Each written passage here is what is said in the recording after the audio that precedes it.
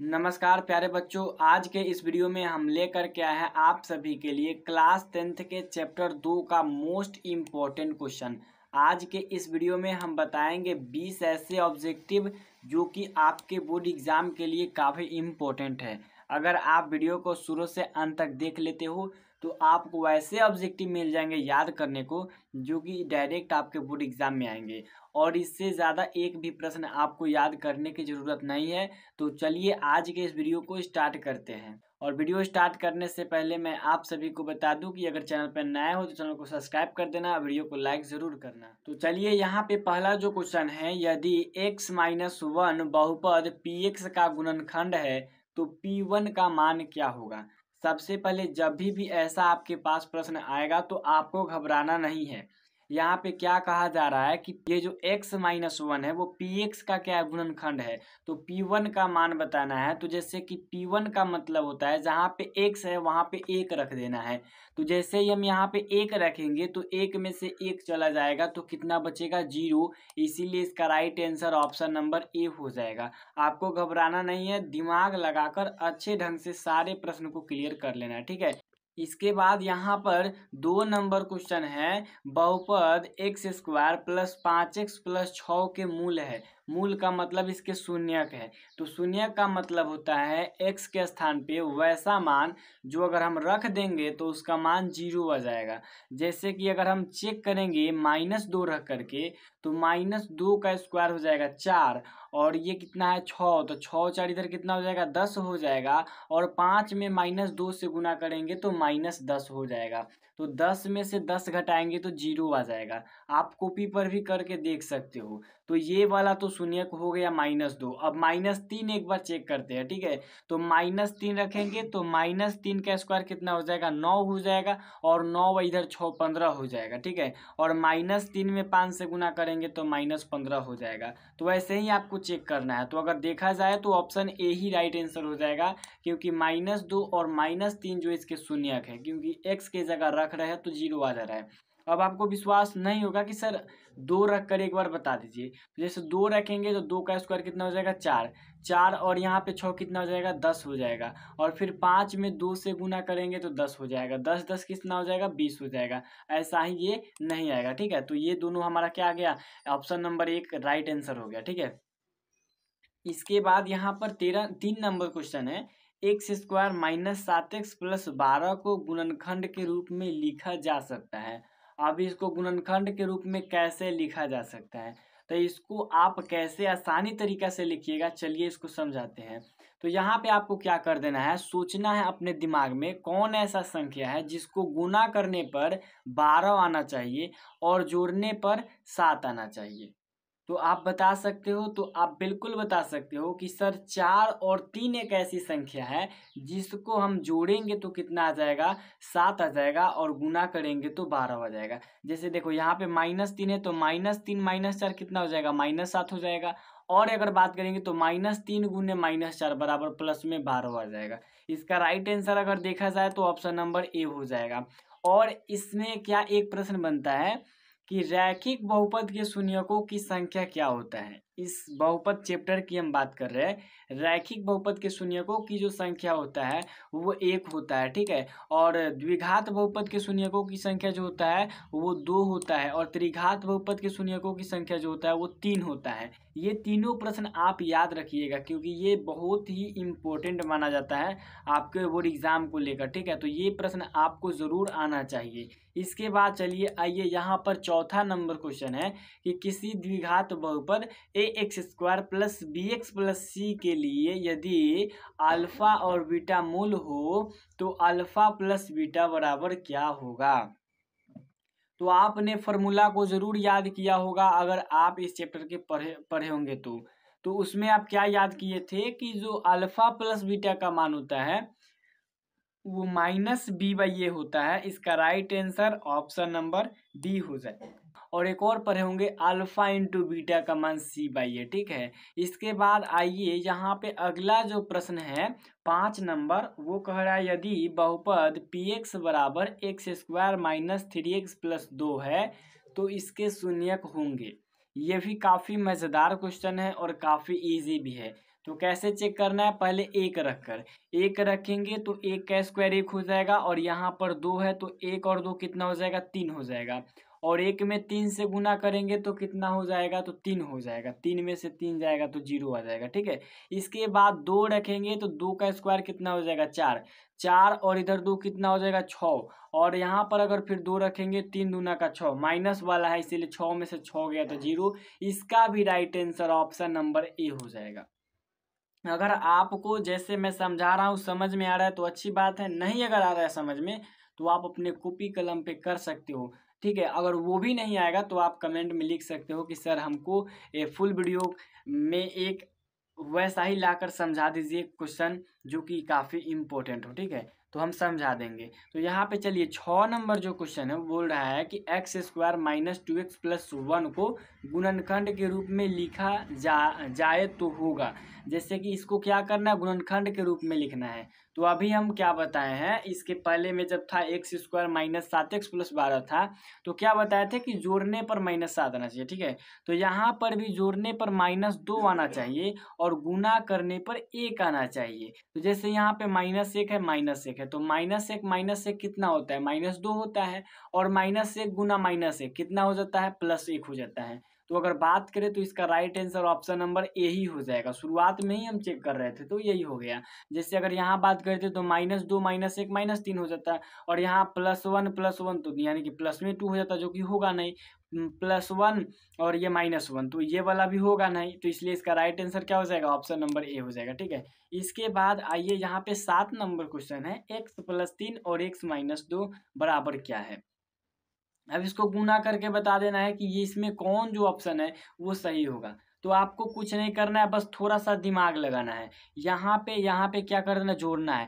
देखिए जब 3 में से 2 अगर जोड़िए, -2 जोड़िएगा तो मतलब 3 में से 2 घटेगा, तो 3 में से 2 घटेगा तो कितना आएगा, 1 आएगा, वो भी प्लस में। तो देखिए तो इसमें एक यहाँ पर है प्लस में, और अगर बात करें तो यहाँ 5 है, तो एक यहाँ पर प्लस में गुना कीजिएगा, 2 3 का 6 -6, यानी इससे कन्फर्म हो गया कि ऑप्शन नंबर ए जो है राइट हो जाएगा, क्योंकि 3 में से 2 गया तो 1 आ जाएगा और 2 3 का -6 आ जाएगा। इसका राइट आंसर देख रहे हैं ना, कैसे ट्रिक से पकड़ना है बस, ठीक है। इसके बाद 8 नंबर क्वेश्चन है, यदि अल्फा और बीटा बहुपद के मूल हो, मतलब कि शून्यक हो, और अल्फा प्लस बीटा बराबर 4 और अल्फा इंटू बीटा बराबर 3 तो बहुपद होगा। जैसा ही आपको प्रश्न आए, ऐसा अगर प्रश्न आपको बोर्ड एग्जाम में दिखने को मिले तो आपको कुछ नहीं करना है, क्या कर देना है, देखिए ध्यान से, एक्स स्क्वायर तो पहले सब में रहेगा, उसके बाद माइनस अल्फा प्लस बीटा होना चाहिए। तो देखो इसमें माइनस माइनस कहाँ है, यहाँ पर माइनस है, यहाँ माइनस है, यहाँ माइनस है, तो minus alpha plus beta 4x, चलिए 4x है, यहाँ पर ये ऑप्शन नहीं होगा, ये नहीं होगा, यहाँ पर 4x है, और उसके बाद प्लस में 3 होना चाहिए, तो यहाँ पर माइनस में 3 है, यहाँ पर प्लस में 3 है, इसलिए इसका right answer option number A हो जाएगा, x square minus 4x plus 3 हो जाएगा। कुछ नहीं करना है, बस ट्रिक के माध्यम से आपको चलना है। इसके बाद आइए यहाँ पे एक्स स्क्वायर -9 का एक गुणनखंड होगा, यानी कि एक्स स्क्वायर -9 का यहाँ पे गुणनखंड बताना है।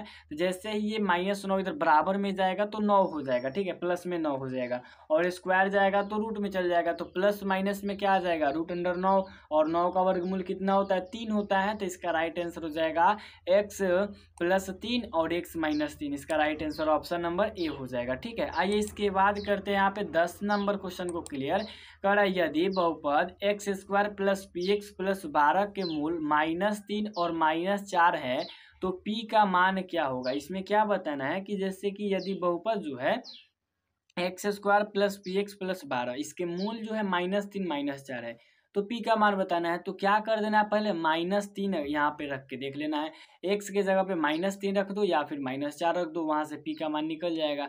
मूल का मतलब होता है 0 आ जाना चाहिए, तो जिससे कि -3 अगर यहाँ रखेंगे तो -3 का स्क्वायर कितना हो जाएगा, तो 9 आ जाएगा, और यहाँ पर ये हो जाएगा -3p हो जाएगा, ठीक है।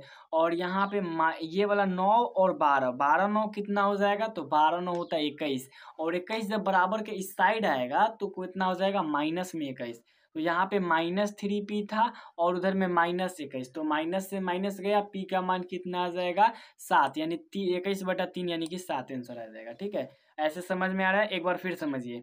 यहाँ पे -3 या फिर -4 कुछ भी रखना है। तो जैसे -3 रखेंगे तो -3 का स्क्वायर हो जाएगा 9 और 12 9 कितना हो जाएगा, तो 12 9 21 होता है, ठीक, याद रखिएगा। और ये 3 से इसमें गुना करेंगे तो ये -3p हो जाएगा। तो क्या समझे, -3p और प्लस में 21, ठीक है। तो उधर जब जाएगा, ये दोनों जोड़ के 21 हुआ है, ठीक है। तो जब उधर में जाएगा तो माइनस में 21 हो जाएगा, और माइनस माइनस दोनों तरफ है तो कट जाएगा, और अगर 3 इधर गुना में है तो उधर कितने में चल जाएगा, भाग में चल जाएगा। तो ऐसे आसानी तरीके से इसका आंसर 7 आ जाएगा, ठीक है।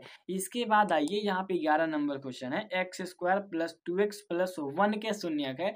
शून्यक फिर बताना है, -1 रख कर देखेंगे तो -1 का स्क्वायर 1 हो जाएगा, और ये 1 है, ठीक है। तो 1 में और 1 से 1 और 1 जोड़ेंगे तो 2 आ जाएगा।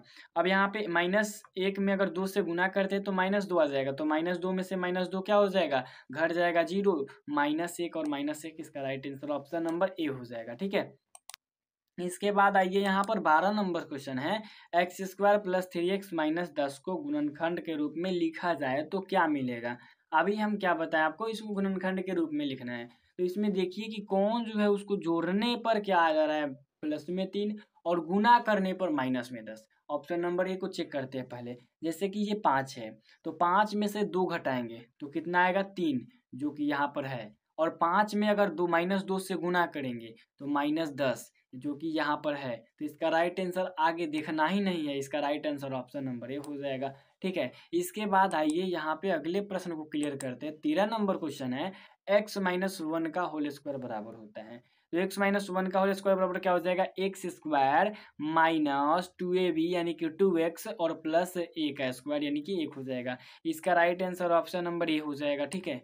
इसके बाद आइए अगले प्रश्न को क्लियर करते हैं। यहाँ पर 14 नंबर क्वेश्चन है, x² - 2x - 15 के मूल होंगे। अब बस यहाँ पर भी मूल बताना है, तो x के जगह पे पहले -3 रखेंगे तो -3 का स्क्वायर हो जाएगा 9, 9 में से 15 यहाँ पर घटाना है, ठीक है। तो 9 में से अगर 15 जाएगा तो बचेगा -6, और -6 तो इसको प्लस में 6 आना चाहिए, ठीक है। तो -3 में -2 से गुना करेंगे तो आ जाएगा प्लस में 6, तो ये 0 हो जाएगा। फिर से समझना, -3 का स्क्वायर 9 हो जाएगा, और ये माइनस है और ये भी माइनस, तो माइनस माइनस प्लस 2 तिहाई 6 हो जाएगा। 9 6 कितना गया, 15 में से, 15 में से 15 गया तो 0 आ जाएगा, ठीक है। अब 5 रखेंगे, तो जब 5 रखेंगे तो 5 का स्क्वायर 25 हो जाएगा ये वाला, और ये वाला हो जाएगा 5 दूना का 10, और ये माइनस वाला है, तो 10 15 इधर 25 हो जाएगा, इधर का 25, 25 में से 25 गया तो यानी 0, इसका भी राइट आंसर ऑप्शन नंबर ही हो जाएगा, ठीक है। इसके बाद आइए यहाँ पर अगले प्रश्न को क्लियर करते हैं। यहाँ 15 नंबर क्वेश्चन है, किसी बहुपद के शून्यक किसी बहुपद के शून्य वह मान होते हैं जिसके लिए px बराबर क्या होता है, तो शून्यक वह मान जिसके लिए px बराबर जो होता है 0 होना चाहिए। कितना होना चाहिए, 0 होना चाहिए, ठीक है। इसके बाद आइए 16 नंबर क्वेश्चन है, यदि किसी द्विघात बहुपद के मूल अल्फा बीटा हो तो अल्फा इंटू बीटा का मान क्या होगा। पिछला हमने क्या बताया आपको, अल्फा प्लस बीटा का मान -b/a और अल्फा इंटू बीटा का मान c/a। इसका right answer option number B हो जाएगा, ठीक है। इसके बाद आइए 17 नंबर क्वेश्चन, यहाँ पे बोल रहा है कि x + 2 और x + 5 बराबर क्या होगा। तो क्या कर देना है, पहले दोनों को जोड़ देना है। तो 5 2 7, प्लस में 7 कहाँ कहाँ है, तो यहाँ पर है सिर्फ प्लस में 7, और बाकी जगह तो है ये नहीं है, तो बस आगे चेक भी नहीं करना है। इसका right answer option number A हो जाएगा, ठीक है। इसके बाद आइए यहाँ पर हम बात करते हैं 18 नंबर क्वेश्चन, x² - 4x + 3 के शून्यक है। 1 रखेंगे पहले तो 1 का स्क्वायर 1 आएगा, और 1 में 3 जोड़ेंगे तो आ जाएगा 4। फिर 4 में 1 में 4 से गुना करेंगे 4, तो 4 में से 4 जाएगा तो 0 आ जाएगा। 3 रखेंगे, 3 का स्क्वायर इधर 9 आई, इधर 3, 9 3 12, और ये 4 3 कितना हो जाएगा 12। इसका भी राइट आंसर ऑप्शन नंबर क्या हो जाएगा, ए हो जाएगा, ठीक है। इसके बाद आइए यहाँ पर 19 नंबर क्वेश्चन, x - 4 और x + 4 बराबर क्या होगा। देखो a - b और a + b बराबर क्या होता है, a² - b² यानी कि 4 का स्क्वायर 16। इसका भी right answer option number A हो जाएगा। इसके बाद आइए अगले प्रश्न को क्लियर करते हैं। यहाँ लास्ट क्वेश्चन है कि x² - 5x + 6 को गुणनखंड के रूप में लिखा जाए तो वो होगा, जोड़ने पर -5 आना चाहिए। तो -2 और -3 कितना होता है, -5 हो जाता देता है, और -2 में -3 से गुना करेंगे तो प्लस में 6 हो जाएगा। इसका भी right answer option number A ही हो जाएगा। ठीक है, इसका right answer option number A हो जाएगा। तो आई होप कि मेरी बात आपको अच्छी तरीके से समझ में आई होगी, और वीडियो पसंद आए तो वीडियो को लाइक करना, चैनल पर नया हो तो चैनल को सब्सक्राइब जरूर कर देना। और अगर आपको कोई भी परेशानी हो कि ये प्रश्न में 20 क्वेश्चन में, तो आप कमेंट में लिख सकते हो। और 3 प्रश्न हमने जो बताया है, रैखिक बहुपद की शून्यकों की संख्या, द्विघात बहुपद की शून्यकों की संख्या और त्रिघात बहुपद की शून्यकों की संख्या, ये तीनों प्रश्न याद कर लेना है। कोई एक प्रश्न आपके बोर्ड एग्जाम में देखने को मिल जाएंगे। आई होप कि मेरी बात आपको अच्छी तरीके से समझ में आई होगी। इसी के साथ मिलेंगे नेक्स्ट वीडियो में, तब तक के लिए जय हिंद, जय भारत।